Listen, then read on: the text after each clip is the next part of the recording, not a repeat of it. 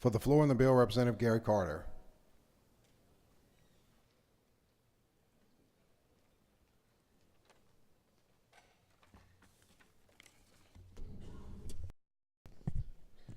Thank you, Mr. Speaker. Members, I rise in opposition to this bill because it continues the sales tax.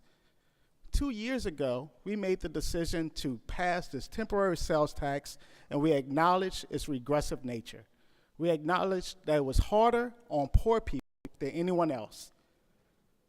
And the poor people of this state are suffering, absolutely suffering. We don't provide the poor people of this state access to early education. We don't provide them access to a quality K through 12 education. We don't provide them access to higher education. We can cut TOPS by 75%, and it still receives more funding than we put into GO grants.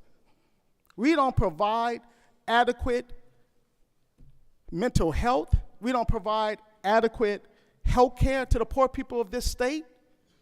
And we're going to continue a tax that's harder on poor people than anyone else. And the poor people of this state are suffering.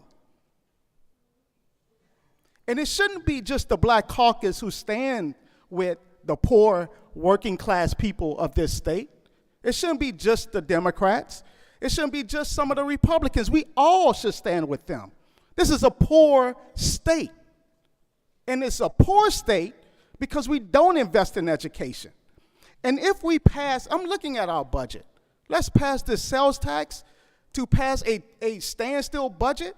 And I look at our standstill budget, $994 million, and GO grant still funded at $26 million. No increase whatsoever. No increase in the budget for mental health treatment for poor people. Instead, let's have a conversation from some of the colleagues to make it harder for poor people to get access to health care. Let's reward the poor people for paying tax that benefit the middle and upper class and thank them for doing that by making it harder for them or putting procedures in place that ultimately makes it harder for them to get health care. This is an easy no vote. Easy no. So I urge you all to vote no. Vote this down. Let's pass equitable tax reforms in this state. You want to have a conversation about reforms? Let's pass a true balanced budget. Have true tax policy.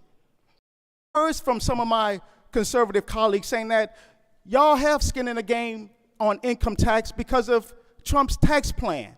That is $302 million in additional income tax. Well, let me tell you, the penny has been in existence for 2 years. That's $2.4 billion worth of skin in the game.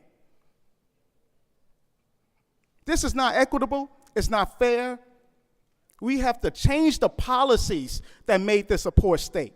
And we're rich in resources. We have to invest in education. We have to have a progressive tax policy. We can't continue bad policy. For that reason, I stand against this bill.